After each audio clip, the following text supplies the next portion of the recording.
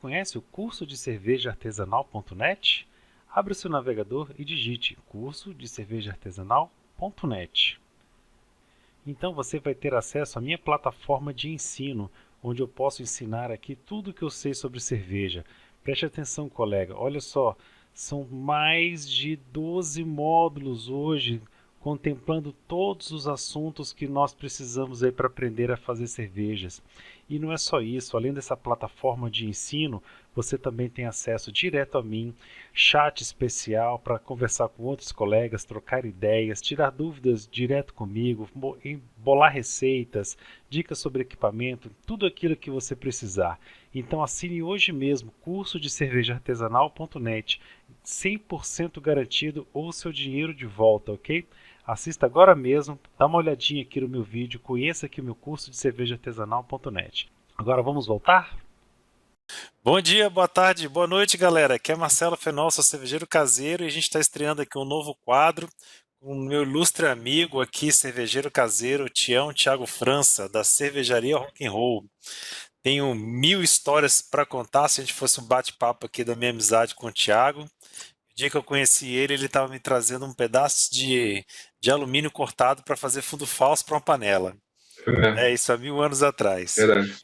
Mas então, vamos aí. Thiago, bem-vindo aí. Fala um pouquinho de você.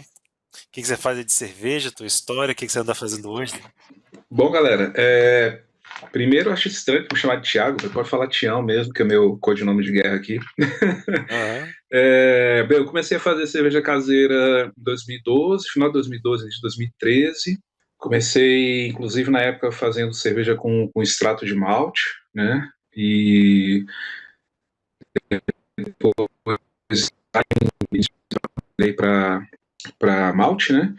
E essa história que o Marcelo Fenol está contando da tela de alumínio é porque eu construí minha primeira caixa térmica de mostura Eu usando uma lembro caixa dela. térmica da Invicta e um fundo falso feito com uma tela de alumínio, que eu tenho até hoje. Tenho dó de parar de usar, porque funcionava muito bem, fiz muita cerveja com ela, até cerveja dentro do carro A fiz com ela. Sturgeon Road, lembrei exatamente dela. E aí a gente, acho que foi em 2013, no máximo 2014, que a gente se Uhum. conheceu, acho que por aí, um desses encontros de cervejeiros que uma loja de insumos aqui estava promovendo. Exato. E desde então a gente sempre foi próximo, assim, sempre trocando muita ideia, a gente sempre estudou muito também, com uma pegada mais técnica e também de testar coisas, né, de fazer braçagens diferentes para testar coisas diferentes. Acho que também a gente sempre foi muito adepto disso. E, pois Umas bem, hoje eu loucuras, né? tô. Umas loucuras aí. E hoje eu sou responsável eu sou gerente de produção da Corina Cervejas, que é uma cervejaria cigana aqui de Brasília. E a Não. gente produz atualmente em duas fábricas diferentes, uma em Goiânia e outra aqui em Brasília. Eu sou responsável também pelo desenvolvimento de novos rótulos, né, novas cervejas, né, para lançar no mercado. Uhum. E estou hoje fazendo um curso que é um curso de certificação de Master Brewers lá nos Estados Unidos, Uhum. na Universidade da Califórnia. Então me enveredei oficialmente para o lado profissional da cerveja, mas sempre também ainda pensando muito e gostando muito de trabalhar aspectos caseiros de produção também. Acho que basicamente isso, cara. Bacana. Fala um pouquinho aí, como é que funciona a criação de um rótulo, né? Como é que uma cervejaria, ela desperta essa ideia de um novo rótulo? Como é que funciona isso na prática? Eu acho que vai depender muito da cervejaria. Assim, eu acho que as abordagens de desenvolvimento de novas receitas e novos rótulos, assim, a gente tem dois caminhos, basicamente, né? A gente tem um caminho que o mercado demanda um determinado tipo de produto e a gente consegue perceber essa demanda pelos nossos clientes ou acompanhando demandas não regionais, como, por exemplo, o que está acontecendo nos Estados Unidos, o que está acontecendo na cerveja artesanal da Europa ou da Austrália, enfim, tentar trazer uma nova ideia. Um Ou novo pode estilo, acontecer né? Você está falando isso, de um novo ou pode estilo, né? isso, ou pode acontecer também por um exercício de criatividade interna da cervejaria, né, do Uhum. cervejeiro, né. poxa, de gostar muito de determinado caminho, por exemplo, eu quero fazer uma APA só com Brettanomyces. Já dá para fazer? Dá. Será que tem público? Talvez tenha. O que é diferente? É isso, é aquilo. Aí você... Essa é a concepção inicial da receita, então, eu acho que ela parte muito de uma definição no papel da cor que ela tem que ter, da espuma, como é que tem que ser a espuma dela, como é que tem que ser a carbonatação dela, como é que ela tem que ser em termos de limpidez ou não limpidez, né? Se ela tem que ter um haze, se esse haze é muito intenso, se é opaco, se é médio, se é moderado, se é baixo, e até a lupulagem, se ela tem que ter aroma de lúpulo, se ela não tem que ter aroma de lúpulo, se tiver aroma, como é que tem que ser o aroma? Como é que tem que ser o teu alcoólico? Que acho que é a primeira grande pergunta, na verdade, na concepção da receita, né? A cor da cerveja. E aí você faz um trabalho... Eu gosto de trabalhar não pensando muito em estilos propriamente dito. Eu gosto de pensar nessa demanda de como que tem que ser o produto e aí pensar na concepção de grist de malte, levedura, processo também. E aí depende muito também do chão de fábrica que a gente vai ter acesso. Então, tem chão de fábrica que a gente pode fazer coisas e outros não. Então, se a receita for uma receita que tem uma precificação X, a gente vai mudar para a fábrica Y, eu já tenho que saber como é que é o chão de fábrica para poder estabelecer esses detalhes. Eu É penso, basicamente isso. eu penso assim que, minha concepção, né? Talvez tenha que ter três vetores, 3 pontos que tem que se equilibrar muito bem na criação de uma receita comercial. Uma delas é o drinkability. Eu acho que ele é um fator muito importante, né? Um é o teu nível de liberdade, de criatividade para você não chegar numa cerveja exótica, que ela vai ser muito antagônica a esse drinkability da massa, né? E também a questão do custo, acho que é um pilar aí que talvez, né, a chefia, Sim. né, eles fiquem muito ligados aí na questão do custo, né? Não adianta nada Sim, você certeza. pegar um ingrediente carésimo, porque o mercado depois a gente não vai conseguir vender uma cerveja de 40, 50 reais a latinha, né? Falando de modo Sim, geral, né? sim. O custo é também uma variável importante. Acho que a drinkability depende assim, eu tive uma demanda para fazer uma receita, a última receita que a gente estava trabalhando antes de entrar essa crise toda, a drinkability dela era média-baixa. Mas é uma cerveja de guarda, Isso, né? entendeu? É outra vertente de produção, né? Sim. Não é uma cerveja de volume de vendas, é Exato, uma cerveja exato. Você de já menor volume de preencheu venda. aquele chão de fábrica, né? Você tem aquela cartela de produtos básicos para oferecer. Você já está partindo aí para uma outra, Sim, né? Um outro foco, né? Pensando numa RIS, é, né? Numa Strong Ale, assim, uma cerveja isso. mais para destaque da cervejaria, né? Para realmente dar um nome para ela, né? Uhum. Legal, cara, bacana. Vamos falar agora um pouquinho lá do teu curso lá, como é que tá o curso, tá gostando, o que que você tá vendo, o que que você acha que vai te trazer aí de conhecimentos, de assim, não só de agregar, mas o que que assim, de quebra de paradigma, né? O que que você acha que está Sim. surgindo lá? Cara, o curso lá é interessante, o pessoal sempre pergunta, então vou falar um pouco mais de detalhe do curso. Esse curso existe, assim, a Universidade de Davis, a Universidade da Califórnia, que fica em Davis, você pode imaginar o seguinte: Davis é como se fosse quase uma cidade satélite, um bairro um pouco mais afastado de Sacramento, que é a capital da Califórnia. Uhum.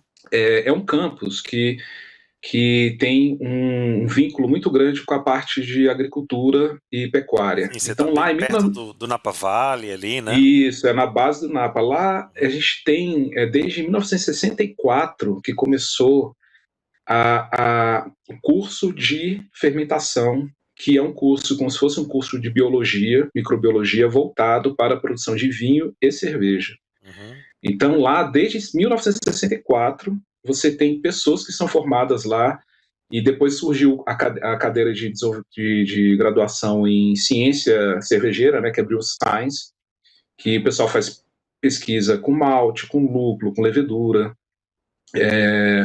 Tem um laboratório eles têm um laboratório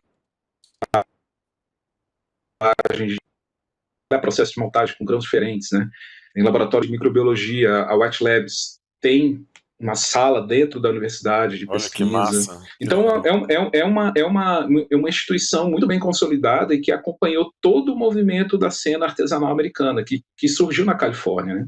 Uhum, Então, os professores têm muita interação com a Sierra Nevada, com a Russian River, com a Lagunitas, com essas que são craft brewers bem uhum, grandes, na verdade, né? entendi. E bem consolidadas, né? E esse curso que eu estou fazendo especificamente, ele é um curso de curta duração, de 4 meses de duração, focado na preparação na formação de um profissional que atue na cervejaria como um head brewer ou um mestre cervejeiro, se Uhum, você quiser chamar assim também, mas é o responsável pela produção da cerveja na cervejaria. Aí quando a gente fala isso, tem vários aspectos, né? Você pode ser o responsável tanto na parte de controle de qualidade, a gente vê muito essa parte de controle de qualidade, a parte de fermentação, que a gente chama de adega, né, a parte fria, o cellar, né, da produção, a uhum, parte quente do processo também. Então, os alunos que saem desse curso vão trabalhar como inicialmente, né, como cervejeiro assistente, ou ou vão trabalhar em maltarias também, vão trabalhar em laboratórios de microbiologia, então eles acabam indo trabalhar em vários pontos, em várias empresas diferentes dentro dessa cadeia de produção de cerveja. exato. Porque a gente tem uma formação bem ampla e bem intensa, assim, tem muita leitura, muito exercício, tem prova, tem parte prática, enfim, tem visita técnica, tem convidados também técnicos, né, do mercado para falar com a gente da produção, enfim. Então é um curso que ele já existe há muito tempo, ele tem uma estrutura, exige que você tenha, por exemplo, para participar do curso, você tem que ter, dentre 5 áreas de conhecimento, apresentar no mínimo 3 delas, uma ciência, Falhou um pouquinho aqui física, o áudio. matemática, química, biologia. Tá. Uhum. Tá ouvindo bem agora? Sim. Então você tem que apresentar 5 domínios, né? Um domínio de 5 áreas de conhecimento, de 3 de 5, né? De 5 você tem que ter 3, né? Então, você tem biologia, química, física, matemática ou engenharia. Como eu já era formado em física e já tinha feito algumas matérias da química e da engenharia também, matemática também, então essa parte do critério do currículo eu consegui cumprir na seleção, né?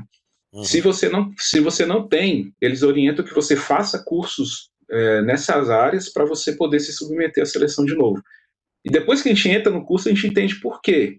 Porque se eu não tivesse a facilidade que eu tenho com matemática, engenharia e um pouco de química, eu estaria muito lascado. Porque a parte de microbiologia, que é o que eu não entendo, é muito puxada. Mas muito puxada. E aí eu posso me dedicar mais um pouco à microbiologia, que é o que eu tenho mais Afim. dificuldade, né? Uhum. Menos afinidade, me estudei muito pouco. Se eu tivesse se eu não tivesse noção nenhuma de nada, aí realmente não dá para terminar o Eu curso. acho que uma das coisas mais legais do conhecimento cervejeiro é o tanto de coisa multidisciplinar que a gente aprende, né? A gente aprende a hidráulica, a gente aprende elétrica, a gente aprende física, química, biologia, né? A gente aprende tanta coisa e isso realmente é fascinante, né? Um cara que tem 5 ou 6 anos de fazer cerveja em casa, ele agrega tanto conhecimento pessoal, né, que isso ajuda em muitas outras coisas, né? Ele passa a entender melhor como funciona, por exemplo, quando ele vai fazer um bolo, né, que ele está ali fermentando uma massa de bolo, uma massa de pizza, o que está acontecendo ali, né? Isso é muito legal. Eu acho que eu cresci muito no conhecimento do dia a dia depois que a gente começa a fazer cerveja, começa a estudar, começa a conhecer essas coisas. Isso é fantástico.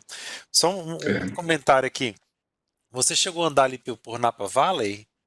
Na parte de onde tem as videiras e tal, as vinhas? Não cheguei a subir no Napa Valley, não. Legal.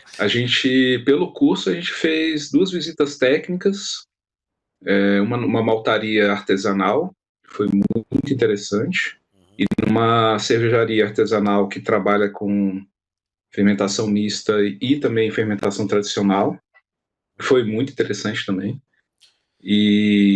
Mas eu não cheguei a ter tempo de passear em volta ali por causa da crise Do de corona. pandemia mundial, que a gente teve que, enfim, fazer shelter in place, Exato. se isolar, né?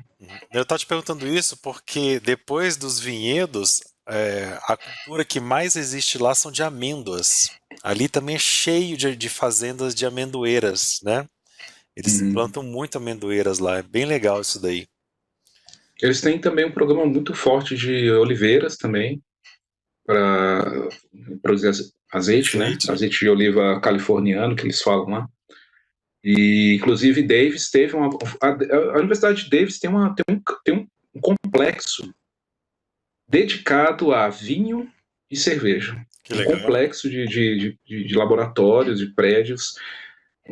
Associado a esse complexo tem um prédio só de análise sensorial desses produtos. Então, eles têm, assim, laboratórios de painéis de análise sensorial e, inclusive, eles fazem treinamento com alunos que se propõem a ter uma frequência de participação nos painéis sensoriais, né?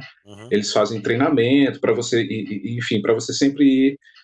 Eles vão criando os dados, né? Vão fazendo pesquisa em cima disso e precisam de voluntários, né? E aí você pode se voluntariar para ir lá sei lá, uma vez por mês ficar bebendo vinho, bebendo cerveja. E além dessa parte sensorial, você também tem acesso à parte científica e laboratorial dos equipamentos científicos? São acessíveis Sim. e imagino que seja top do top, né? Você vai ter você abriu a graveta ali, seu 2 cromatógrafos ali, Tem bastante. O nosso curso ele tem, assim, 60% dele é teórico. Teórico, assim, é teórico / visita técnica e tal, e os outros 40% é a parte prática laboratorial, que é dividida em dois segmentos, assim, né? 2 ramos. Um é a parte microbiológica e outra é a parte de cozinha piloto, né? A cervejaria piloto lá que eles têm. Quem construiu todo o complexo laboratorial da cozinha piloto foi a Ambev. Isso é curioso, Que né? bacana, que legal. Na época que ainda era no finalzinho do assim, como é que fala? Enfim, o pessoal fala de um jeito diferente lá. Eu tenho até uma foto que eu tirei na frente do laboratório lá que aparece, né? E então, assim, na parte de microbiologia, eles têm, por exemplo, você quer avaliar se uma levedura produz, sei lá, um componente esterificado X qualquer do que outra. Então, você não precisa ficar só no sensorial, você pega e coloca no cromatógrafo para você poder medir, mensurar, né, o percentual disso, né? Legal. Tem também a parte que talvez seja uma das mais interessantes, é a parte de análise genética, né, que é a técnica de PCR, que você consegue identificar, que inclusive uma cervejaria que eu visitei eu fiquei assim impressionado, que a galera tinha uma máquina para avaliar. O PCR é uma máquina que você consegue determinar a genética da levedura. Então você sabe se a sua levedura é a sua levedura que você usa sempre, ou se você teve uma combinação. E essa cervejaria que eu visitei, que foi a Almanac Beer, eles trabalham com Pédio, com Pit, com Breta, enfim. Então, o que eles faziam? Eles tinham o mesmo sistema de invase para IPA tradicional, com Saccharomyces, e tinham o mesmo sistema de invase para as Bretas. Legal. Para Pédio, para tudo. O que eles faziam? Um sistema de limpeza, de clean in place, né, que é o CIP, que a gente chama, né, extremamente agressivo, e fazia PCR depois. Ou seja, eles tinham certeza que não tinha qualquer outro organismo ali. Legal. E se tivesse, eles sabiam identificar qual que era e podiam tomar uma ação para poder eliminar, né? E eu fiquei, caraca, eu nunca sabia como ser. E é uma cervejaria pequena, assim, não é uma Sierra Nevada da vida, que aí tem outras coisas absurdas. E até as mangueiras são compartilhadas e tudo? Tudo. Bacana, hein? Tudo. E eles fazem todas as refermentações em lata. Eles refermentam as tradicionais, as IPAs, as APAs, e com Saccharomyces, e refermentam em lata também todas as de fermentação mista, e que eles têm, e aí eles têm sistema de envelhecimento em barril, né, de madeira, para esses organismos e tudo mais, mas eles fazem a fermentação primária já com uma levedura de saison e depois joga no barril que tem breta, pédio, tem os outros organismos. E aí a única coisa que eles fazem lá é que tem uma linha de fermentadores só com Saccharomyces, aí na frente tem uma outra linha de fermentadores só com fermentação mista, enfim, com essas coisas. Mas assim, a distância de um para o outro é de, sei lá, 3 metros, Que doido, hein? entendeu? Que E controle. aí tem um controle absurdo, cara. E para você garantir que não tem uma contaminação nisso, cara, tem que ser muito ousado e ter muita certeza da técnica dos equipamentos que você tem para fazer, né, cara? E não só equipamento, mas muito processo também, né? Processo Sim. ali de fabril, né? Fabril, de ter aquele checklist, de ter a certeza, né, que você passou por todas aquelas coisas que estão ali descritas, né? Exatamente. Muito massa. Vamos falar agora um pouquinho aí, então, sobre a parte de adega, né? Como você estava falando. O que você viu aí de interessante, de resfriamento de mosto, de fermentação, fermentadores?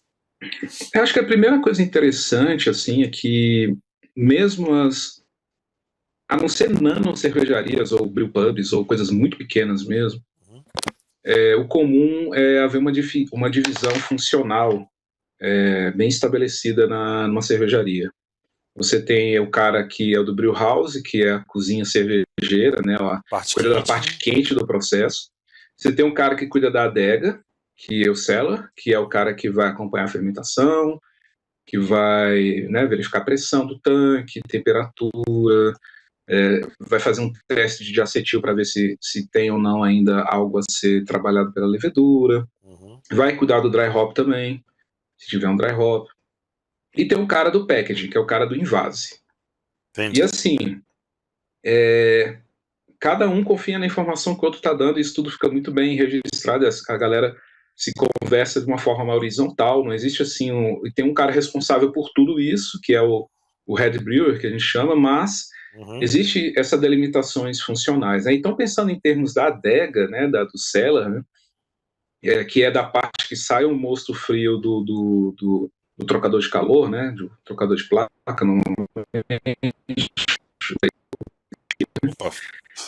vai para o tanque, e aí já começam a surgir vários pontos assim que eu acho que em alguns aspectos ainda são, digamos assim, pensando no cervejeiro caseiro, né?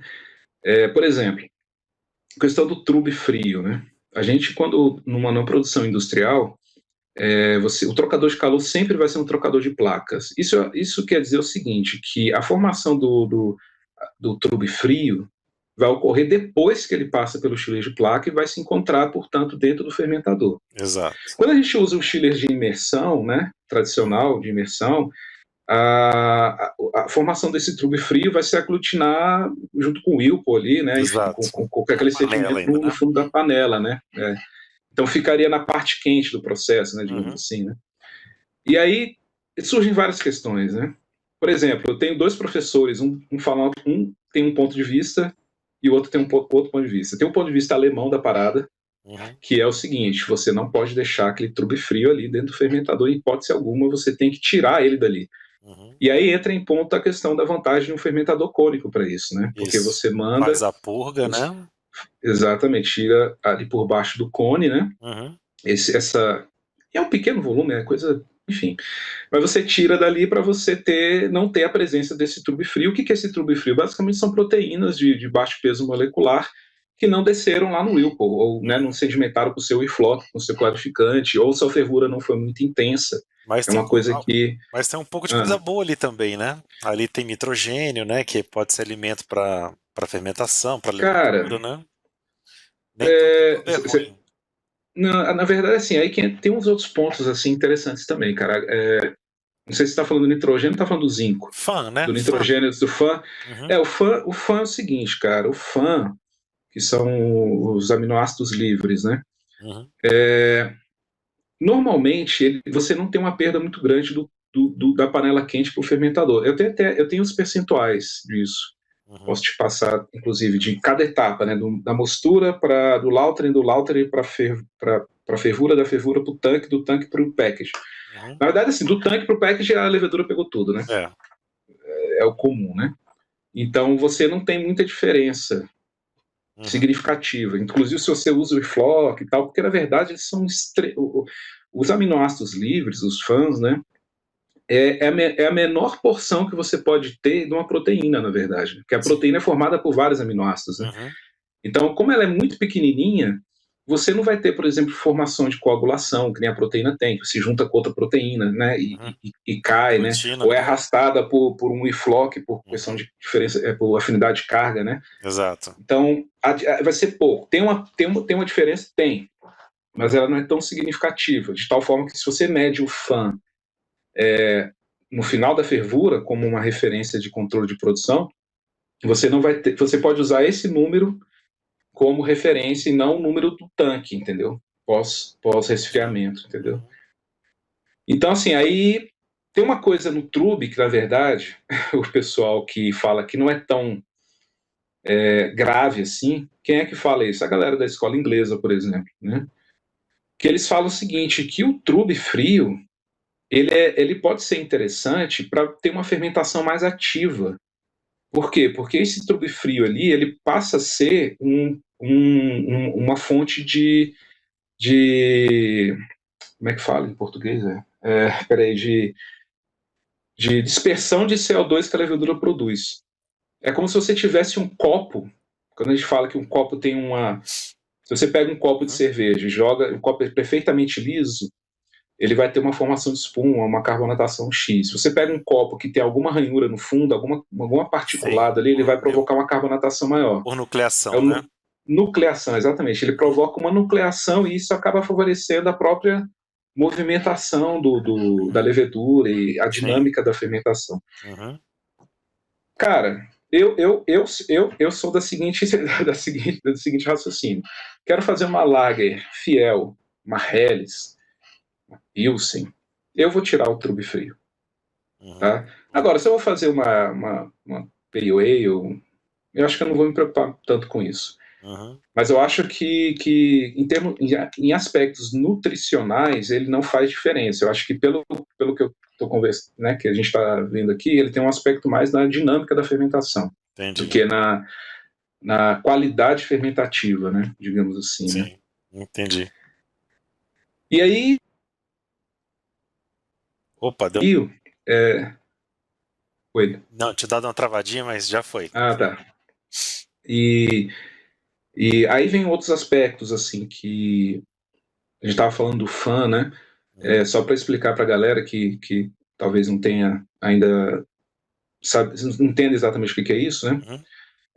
O malte de cevada, normalmente, se você fizer uma cerveja 100% malte de cevada, ele vai te suprir, de forma geral, um número bom de aminoácidos livres. A levedura pega esses aminoácidos livres para se reproduzir, para criar outras estruturas de membrana em parede, enfim, que vão possibilitar ela ter os filhotinhos, né? Bud. E ela crescer em volume, né? Exato.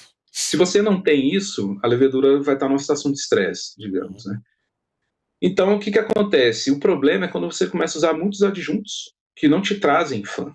Então, vou usar trigo, aveia, arroz, vou pegar Budweiser, milho, Então você tem um número fã reduzido. Então você tem, de alguma maneira, resolver esse problema ou dosando mais levedura saudável lá, porque você não vai precisar uma reprodução tão grande no mosto. Ou suprir não é comum porque os aminoácidos dentro do composto FAN, você tem 5 ou 6 aminoácidos, agora acho que são 5 aminoácidos diferentes, e o balanço entre eles vai variar um pouco, dependendo do tipo de malte. Mas só para ter uma ideia, eu estava olhando ontem isso, inclusive, estava dando uma revisada no conteúdo de malte. O malte da agrária não tem o malte Pilsen da agrária tem um FAN menor do que o indicado pela literatura lá americana, que é de 150 miligramas 150 ppm, né? E o da agrária tinha 140. E o interessante é o seguinte, se o FAN for maior que 250, você também pode ter problema. Porque esse FAN, a levedura não vai consumir esse excedente e ele é fonte para contaminação, para outros organismos pegarem e crescerem dentro da sua cerveja. Entendi. Então tem uma faixa ideal para você trabalhar. E aí eu comecei a refletir sobre alguns processos, né? Por exemplo, se você deixa uma mostura excessiva, diminui o FAN. Se você deixa muito tempo mosturando, esse FAN ele cai também. Você, além de ter os adjuntos, né, que são não maltados, né. E aí, voltando para a fermentação, você tem como resolver isso, né, jogando mais levedura, por exemplo. Eles têm a questão do oxigênio, que eu acho que isso já é, para quem não testou ainda, eu sempre recomendo testar, porque realmente faz uma diferença medonha você oxigenar o mosto frio, né.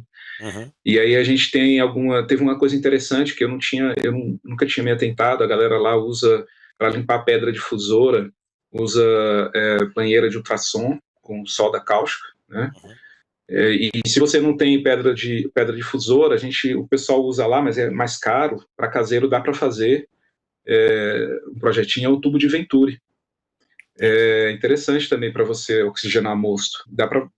Você pode oxigenar, ter uma eficiência melhor de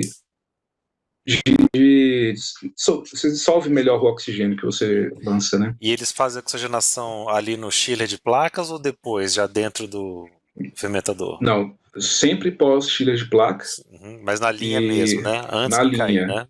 Uhum. Na linha, e normalmente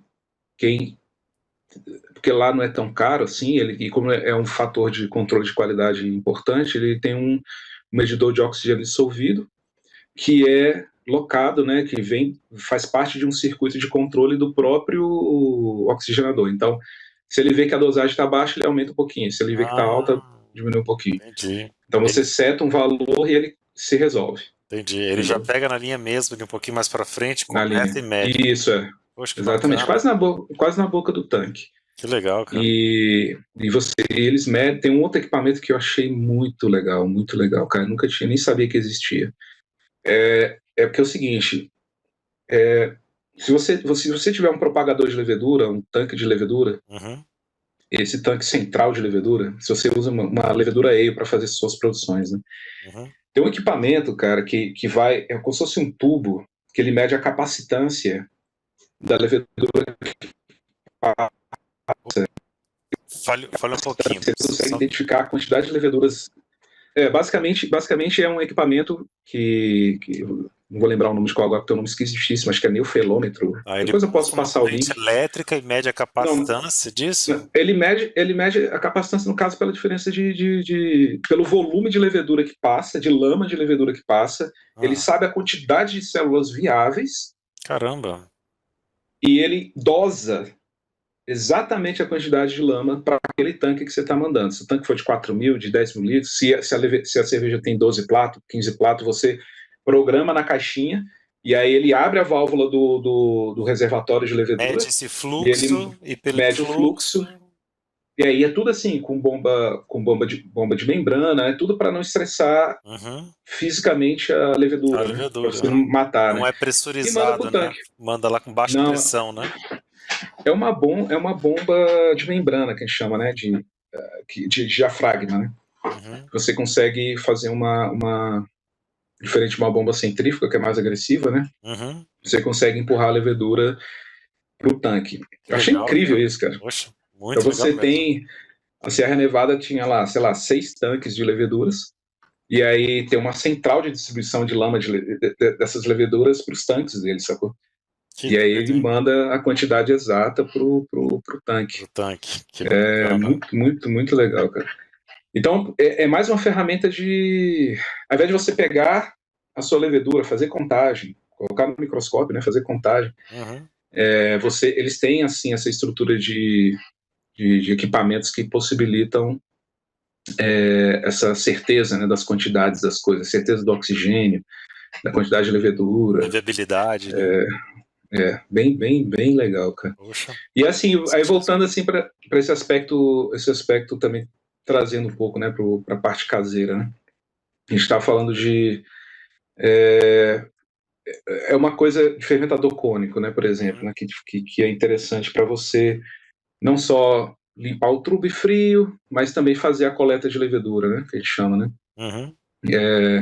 Ou já começar a fazer a limpeza da cerveja, enfim, também pode ser entendido dessa forma, né? Cara, é muito comum essa métrica também ser muito bem controlada, né? Então, assim, tô tirando 20 litros de lama Não, 20 não, vou falar no níveis caseiros. Estou tirando 500 ml de lama no quarto dia de fermentação daquela levedura, daquele moço de cerveja que eu sempre faço. E aí você tem isso como uma métrica também de qualidade fermentativa, né? Uhum. Porque você vê se a sua levedura está decantando ou não, se você pode estar começando a ter os petites, né? Os petites são pequenas mutações que você vai propagando quando você reusa a levedura. Então, existe um controle de qualidade bem importante também no aspecto da qualidade da lama da levedura que você está tirando do seu tanque, entendeu? Entendi. E isso você fala que está começando mais ou menos no quarto dia de fermentação que você começa a tirar? Cara, isso aí varia, depende. Depende da levedura. Se a levedura for mais floculante, no quarto dia o pessoal já tira um pouco. Uhum. Se a levedura for menos floculante, o pessoal deixa lá para o 7º dia. Entendi. Dependendo, já tá quase descendo a temperatura, né, do tanque, né? Eu não tenho tanta experiência assim com fermentador cônico, mas eu tenho um problema, cara, uma situação que eu não sei se é do meu equipamento, não sei se você já passou por isso. Por exemplo, fazendo Belgians Gold Strong Ales, onde eu usei cândia, um açúcar assim mais diferente, que eu notei? Eu notei que esse açúcar, cara, mesmo colocando ele no final da fervura, no tanque de fermentação, ele deu uma separada, acabou precipitando esse açúcar, esse candy, e na primeira purga que eu faço, sai muito do candy, entendeu? Sai uma boa parte de candy. Vamos dizer assim, que de 100% candy que eu coloquei lá, tá saindo ali de 10 a 20% que não foi processado, não foi diluído e que acabou floculando ali antes, como a primeira coisa que floculou foi esse candy. Entendeu? Porque a gente coloca esse Entendi. ingrediente, né? Coloca a levedura vai ficar em suspensão ali, né? Naqueles primeiros dias, seja seca que você colocou por cima, seja líquida que está misturada. Mas nesses primeiros dias parece que o candy ele dá uma decantada e acaba perdendo parte dele.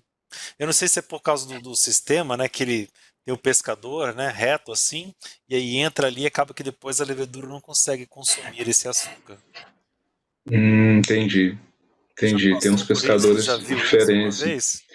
Cara, não vi. O que a gente é orientado aqui, quando a gente vai fazer, que surgem problemas de estratificação, quando a gente vai fazer batches múltiplos, né? Você tem um tanque de 8.000, na sua cozinha de 2.000, Aham, você tem que fazer 4 braçagens para encher um de 8. exato. E aí o pessoal fala que tem que tomar cuidado com a estratificação.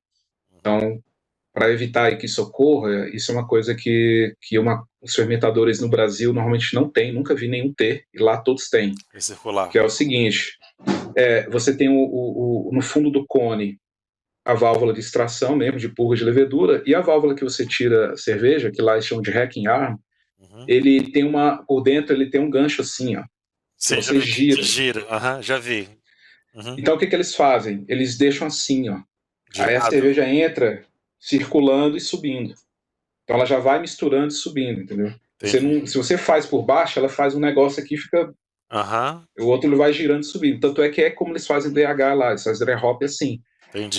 Quando volta a cerveja com lúpulo, ou você vai recircular a cerveja com lúpulo, Com drop o dinâmico lúpulo você tá fica falando, circulando né? assim. É dinâmico, Entendi. entendeu? Entendi. Aham. Então isso facilita você não ter estratificação. Mas o que você está falando é diferente, porque você já sai, é como se você saísse da panela para o fermentador e você tivesse a formação, né, Isso. E aí decantasse, dessa né? entrada quente, né? Decanta algumas coisas e vai pra lá. Cara, Né? não tive problema com isso ainda não, mas tem tempo que eu não uso Cane Sugar, Uhum. muito tempo, então eu não sei te falar. E no fermentador cônico eu não fiz ainda. Uhum. Pois é, percebi isso daí. Depois vou Refleti fazer a respeito. outros testes também, é. Pois é. Engraçado que quando eu uso Beleza. balde fermentador normal, balde, né, que é plano, como ele se Uhum. espalha ali por tudo, quando a levedura vem, ela consome tudo. Mas por Uhum. conta do cone daquele pescador, né, porque a válvula está bem lá na frente, né, acaba que entra muito por ali e acaba se perdendo. Ah, saquei, cara. Talvez você pudesse injetar um CO2, alguma coisa para tirar, né? Para dar Exato, exato. Uhum. uma agitada É, nesse Cane Sugar, né? seria o correto, seria o correto. Uhum. É uma boa. Pois é. Porque assim, fermentador cônico Tem umas vantagens, tem desvantagens, né? Uhum. Por exemplo, se você faz um dry hop muito intenso, né? Com que vai formar uma massa vegetal muito grande, você pode ter entupimento. É, Você tem que se preparar para o que vai acontecer ali, né? que eu vejo Então, aqui nesses fermentadores tradicionais brasileiros, esses mais simples, né? Muitos deles usam não usa passagem plena, ou já é uma reduzida, ixi, ou aquela de aham, meia polegada.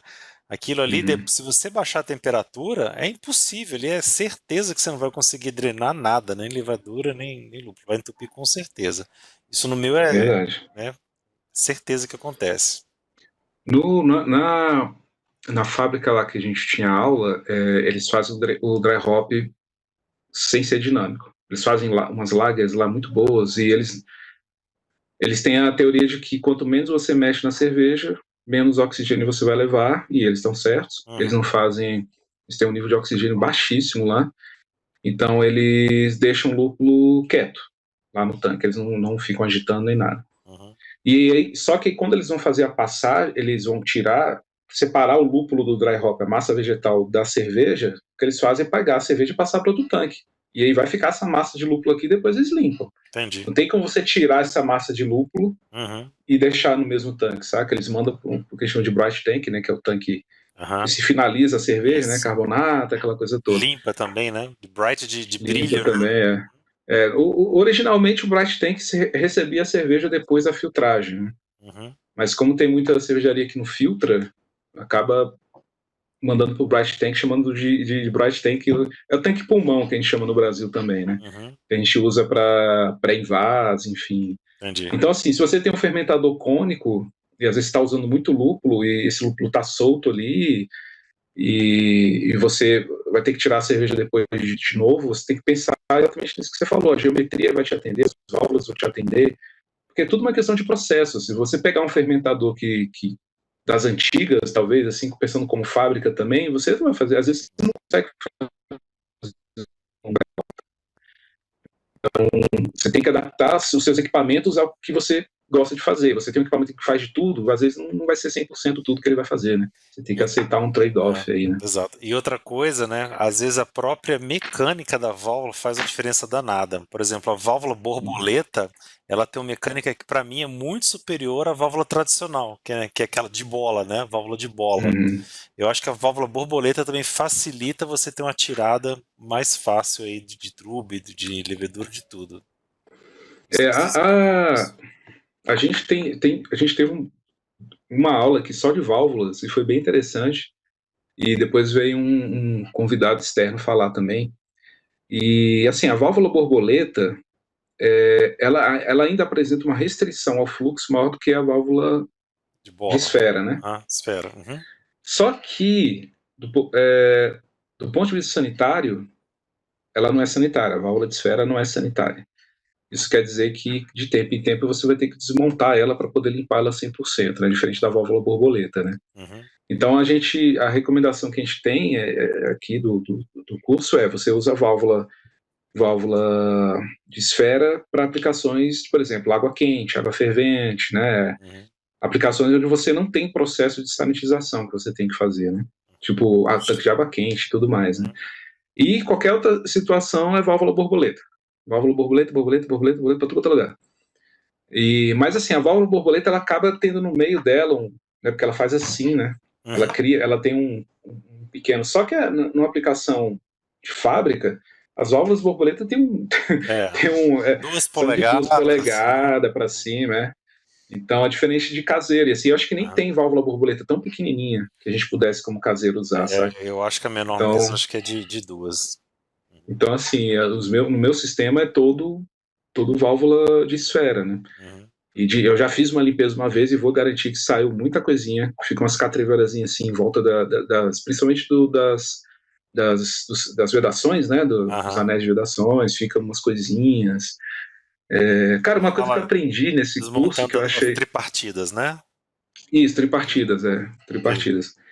Uma coisa que eu achei interessante nesse curso, cara, que engraçado, eu sou formado em física, né? Mas nunca tinha parado para pensar nisso nas minhas produções. A gente estuda muito dinâmica de fluidos, né, aqui no curso. E aí tinha uma questão que o professor estava dando aula lá sobre fluxo laminar turbulento, né? E fluxo laminar é como se o fluido fosse todo em linha reta, todo junto, turbulento mesmo, né? O fluido vai andando. E aí, cara, a gente fazendo umas contas e tal, ele virou assim e falou, gente, o que vocês acham que faz diferença isso aqui? Porque, o que vocês acham que é importante numa situação de cervejaria, né? Um fluxo mais próximo de um laminar, um fluxo mais turbulento, e por quê, né? E aí eu fui entender, velho, que uma mangueira que você usa para transferir mosto ou cerveja, enfim, você só limpa ela direito se o fluxo for turbulento dentro da mangueira. Exato. E você tem como calcular e como medir praticamente se o seu fluxo está sendo turbulento para você limpar e sanitizar ou não. Entendeu? Com base na bitola da mangueira. É Aí por você isso? faz a continha Aham. e você consegue encontrar isso. Só que para a levedura já é totalmente ao contrário. Você está transferindo levedura, cara, o mínimo possível de turbulência que você tem que fazer. Porque a turbulência gera tensões nas superfícies das células, vai matando as células da levedura, né? E é Exato. muito interessante isso, cara. E tem muita. E lá, eles levam tão a sério isso que lá todas as bombas CIPs, bomba de limpeza de fábrica, tem controle de velocidade e tem medidores de pressão para você saber a Legal. vazão ali na hora e tudo mais. Ou um medidor de fluxo também, que hoje em dia está bem mais barato, né, para você fazer esse tipo de situação. Eu vi isso, só abrindo parênteses, me desculpa aí, eu vi isso num chiller de contrafluxo que tinha aquela mola interna, justamente para dar turbulência para a água que está ali esfriando resfriar melhor. Sim. Ó, um número interessante que a gente calcula, e, enfim, mas é um número bonito. Se você. Thiago, tô trabalhando. Para você limpar um trocador de calor de placa Aham. e para sanitizar, você tem que passar a sua solução de limpeza e de sanitização, desinfecção, numa velocidade 1,5 vezes maior do que a velocidade do mosto que você passou. Então, se você demorou 40 minutos para passar 20 litros de mosto para o seu fermentador, se você tem que ter uma velocidade 1,5 vezes maior, você tem que fazer a sua solução de limpeza e sanitização passar a 30 minutos, no caso, né? 1,5 não, 1,5, 30 minutos, fez a conta certa? E aí, é engraçado porque você pensa assim, eu tenho que passar devagar para limpar bem. Não, velho, você tem que passar mais rápido para limpar bem, senão você está limpando bem. Não. E aí você tem que passar num sentido e no outro também, né? Exato. Isso é importante lembrar sempre. Trocador de calor, você sempre passa no fluxo e no contrafluxo, né? Uhum. E, cara, isso eu tô respondendo a pergunta que você me fez lá no início, né? O que eu tô vendo de interessante e tal. São muitos detalhes assim que você acaba criando um conjunto de ferramentas, assim, de entender de fato o que está acontecendo e se você está fazendo a coisa do jeito certo. Isso é importante. Por exemplo, outra coisa, uma sacada assim, que, porra, caralho, muito massa. Você tem na produção de cervejarias maiores, você acaba reutilizando a sua solução de detergente cáustico, né? Várias vezes. Agora, até quando você pode usar? Pois é, eu achava que ela só media o pH. Só que não, velho. Você tem que medir o pH daquela solução e o total de sólidos dissolvidos ali. Fazer uma medida de TDS, que é uma medida barata, você compra aí. Exato. O pessoal de aquário usa bastante, sei lá, é baratinho. Para você medir também, porque se o pH pode ser até o mesmo, você está aumentando a quantidade de sólidos dissolvidos, quer dizer que você tem muita coisa que você está levando para lá e você vai estar jogando sujeira dentro do tanque de novo, então você colocar um limite para aquilo também, né? Cara, outra sacada que eu achei do caralho. Essa aqui é muito interessante. Não sei se talvez você já tenha ouvido falar. Diga aí. Isso foi no primeiro dia de aula. No primeiro dia de aula, a gente teve uma apresentação de um ex-aluno. E ele falando do curso, como é que ele começou a mudar as práticas dele depois do curso e tal. E lá, bem por uma hora, ele começou a falar do negócio do cobre. Por causa do cobre, as pessoas não usam mais cobre, mas o cobre tem uma importância. Caralho, como assim cobre tem uma importância, não sei o que e tal. E aquilo ficou na minha cabeça, né? E aí a gente foi fazer uma visita já na fábrica da escola lá, e a primeira coisa que eu vejo no fundo da panela de mostura, né, que era de 2.000 litros, né, 2.000 litros assim, nada, de mosturas, cara, a pontinha, tinha uns pedacinhos de cobre na pontinha das facas da panela do Lauter. E eu tirei até foto. Eu falei, caraca, tem um negócio de cobre ali dentro mesmo, velho. Que nem o cara falou. Eu falei, cara, que porra. Cara, o cobre, ele sequestra, ele auxilia, na verdade, no processo de fermentação, a você ter menos enxofre na cerveja. Uhum. Então, você, para lagers, né, é muito interessante você ter um. Pode ser qualquer coisa, pode ser o seu braço de água de lavagem. Eu não sei. Você faz ele de cobre e deixa aquele cobre ali. Coloca uma moedinha de cobre no fundo da panela. Isso que eu ia falar, eu lembro do livro, a segunda edição do John Palmer, que eu tenho certeza, do primeira edição eu não me lembro, mas a da segunda edição eu tenho certeza que lá fala, né, de jogar as moedas, a dica dele é jogar moeda, pennies, né, dentro da panela. E Ele aí fala essa sobre discussão, esse ponto foi interessante porque a gente sempre pergunta para o pessoal de produção, né, e, por exemplo, teve um cara lá que falou que acontece mesmo, mas que é muito dependente da levedura que você está usando. E que tem leveduras que isso vai fazer uma diferença, tem leveduras que não vão fazer diferença. E eu falei, pô, caraca, mas achei bem interessante, assim. Então, as cervejarias lá sempre tem um pedacinho de alguma coisa que tem cobre. E aqui no Brasil não é tudo inox pra caralho. Mas lá não, tem uns pedacinhos de cobre. E isso influencia na qualidade da fermentação, principalmente de leveduras pastorianas, né? São leveduras lagers e tal. Eu lembro que parece que no livro lá do Scott Janisch, né, ele também fala alguma coisa de cobre, só que agora eu tô tentando ver se eu busco na minha memória. Se eu lembrar, depois eu falo. Mas lá acho que também tem alguma coisa. Eu não lembro se era nutriente ou se era para evitar agente contaminante, alguma coisa assim. Me lembro. Eu sei que tem que ser bem pouco porque ele é tóxico para a levedura, né? É um intervalo bem pequenininho aqui. Exato. Tem anotado isso em algum lugar aqui nos livros também. Enfim, cara, tem muita. É claro que a gente lá, como é um curso voltado para a produção industrial, né? A gente tem muita universo voltado para a produção industrial. Né? Então, na parte. Aí voltando a essa questão do tema, né? Da gente falar de adega, né? De fermentação. Na escola americana surge a questão do dry hop, né? Quando fazer, como fazer, que temperatura fazer, aquela coisa toda. Biotransformação. Cara, biotransformação, cara, é muito interessante, velho, porque a gente tem professores que, cara, tem, sei lá, 300 artigos publicados em malte, em levedura e o caralho é 4. Nenhum deles conseguem ser incisivo em falar o que acontece de fato com essa história de biotransformação, saca? Então acaba que falta mais pesquisa acadêmica, com certeza falta mais pesquisa acadêmica. A gente tem muito mais testes também, porque precisa disso, né?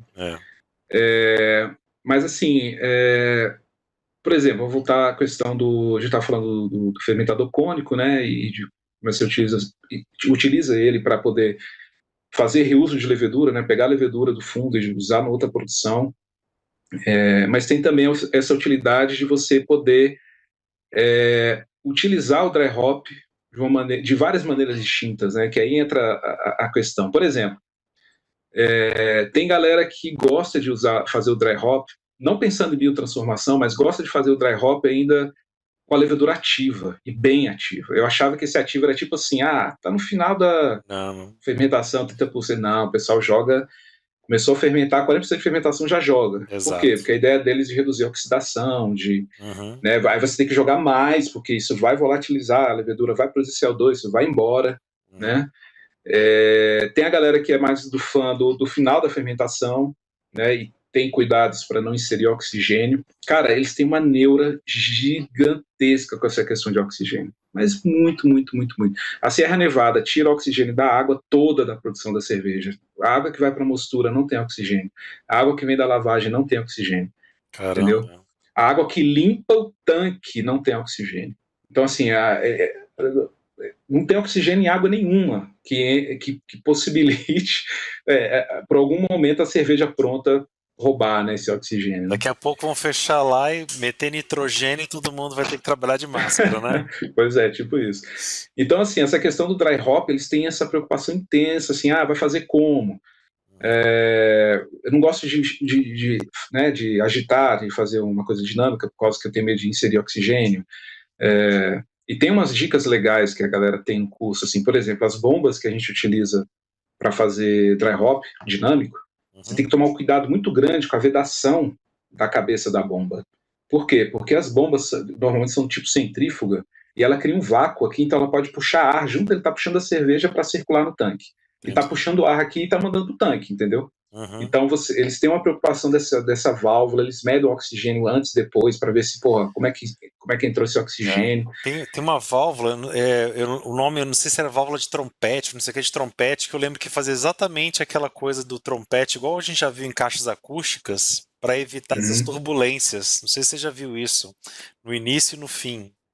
Aí ele começa grande, afina e depois abre assim. Não, acho que eu não vi não, cara. Peraí. Não vi não. O que você está falando é parecido com um medidor de fluxo que a galera usa, que a base, a ideia é essa, que é um tubo que afina, aí você mede a diferença de pressão de entrada e saída, aí você, pela equação de Bernoulli, né, você consegue tirar a velocidade e aí você sabe o fluxo, enfim, você tira a quantidade de líquido, né? Então, assim, cara, o dry hop, ele de fato é algo assim que cada um faz de um jeito diferente, não tem muita novidade assim, tem essa questão de como você vai tirar lúpulo da cerveja depois, né? E também tem outras questões assim que é muita cervejaria grande, né, cara? Por exemplo, a Russian River ela usa lúpulo em extrato, lúpulo em pallet e lúpulo em flor. E isso acaba, em parte, aumenta o rendimento, né, da produção e também traz uma complexidade diferente para o produto deles, né? Cryo Hops você viu também? Cara, a galera não... Cara, coisas que a galera nem, assim, não tá muito ligada lá, assim, que nem imaginava que estaria. Que lá eles não dão muita bola. Cryo Hops eu acho que já foi. Não é uma coisa que vai voltar. Eu acho que não deu muito certo, assim. Extrato, a galera que usa faz o próprio extrato, que é o caso da Russian River. Eles compram lá um lote, sei lá quantas sacas de lúpulo, manda para uma fábrica que tira os óleos e então é o óleo da Russian River. Entendi. Com os lúpulos que ela escolheu, então não é uma coisa industrial que você vai lá e compra. Outra coisa também, Haze IPAs na Califórnia, a galera não dá bola. E eles não se amarram assim, nessa questão do dulçor meio frutado das New Englands. E então, assim, mas eles gostam das Mountain IPAs, que é aquela parte mais do Colorado que são mais hazes, mas tem amargor, né? Não tem tanto frutado, aí eles se amarram. E o que mais, cara, que eu fui para lá achando... La Sour não é tão, assim, admirada quanto eu imaginaria que fosse. Entendi. Isso foi uma... Cara, a galera gosta muito, assim... Quando eu falo sour, eu acho que existe lá uma questão, assim, de que eles gostam de cervejas sours que são complexas. Tipo lambiques. White né? Isso, eles não gostam desse negócio de... vou fazer um kettle sour e jogar fruta. Não é muito a praia deles, não.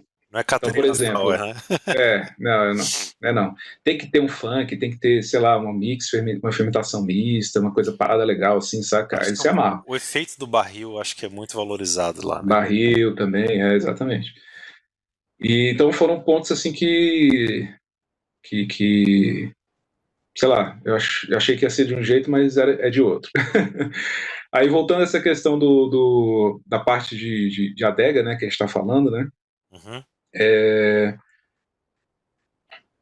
Que mais assim que eu achei interessante, coisas que eu aprendi nessa parte, envolve muito, aí tem muita parte de controle de qualidade, a parte fermentativa também, como eles monitoram os parâmetros, né, de pH, aí vem no nível que a engenharia e o dinheiro permite, né? Por exemplo, eles têm medidores de haze, de contadores de leveduras em linha, né? E que permite eles tirarem dados da fermentação, que não é só assim, atenuação, pH, pressão, eles tiram dados já assim, por exemplo, eles sabem que com qual contagem de leveduras ele vai adicionar o lúpulo, e não só com qual extrato que ele vai jogar o lúpulo, entendeu? Entendi. Porque como a levedura acaba interagindo também, né, com a lupulagem, então eles, para manter o mesmo padrão, eles usam não só o parâmetro extrato, o número de horas de fermentação, eles também sabem com quanto de levedura tem no tanque suspensão para poder fazer a adição do lúpulo, É uma entendeu? medida muito mais precisa, né? Da Sim, muito mais aplicação do preciso. processo e não do tempo do processo, né? Uma questão Exatamente, sensacional da coisa. Exatamente porque Maravilha. eles entendem a ciência por trás, né, cara? Que a levedura vai roubar parte do seu IBU, né? Vai roubar parte dos seus aromas, vai ou te trazer aroma novo, né? Enfim, no caso de biotransformação e tudo mais, enfim. Exato. Que o lúpulo cheirado nunca vai ser, né? Que você esfrega na mão e cheira, não vai ser o lúpulo que você vai ter na cerveja. Né? Exato. Então, eles têm tudo isso muito bem compreendido e medido, né? Um sistema de métrica deles de como você adiciona o lúpulo e tudo mais. Eu acho que o caseiro, a gente tem uma vantagem, isso eu sempre falo, a nossa vantagem é que a gente não tem compromisso com a qualidade no sentido de sempre fazer a mesma coisa, como essas grandes cervejarias têm, né? A gente tem um compromisso da qualidade, a gente tem um produto bom, né? Sem defeito, sem contaminação e tal, mas eu não tenho a obrigação de fazer sempre a mesma IPA que eu gosto, não tenho a obrigação de sempre ser do mesmo jeito, né? Agora, uma fábrica, uma indústria, né, que tem uma marca e tem rótulo, tem que fazer isso, né? Exato, né? Maravilha. Maravilha, Tião. Vou te agradecer aqui, a gente já está aqui com 1 hora de vídeo. Beleza. Esse bate-papo aqui... Vai longe, hein? Se for deixar, vai longe. Por mim, iria até amanhã. Mas a gente combina de fazer uma sequência. Vou te agradecer a presença, né? Todo mundo aí que está assistindo também deve estar gostando também. E a gente continua esse bate-papo aí numa próxima oportunidade. Valeu, Fenol. Maravilha, Tião. Um abraço para todo mundo, cara. Muito obrigado aí e até a próxima.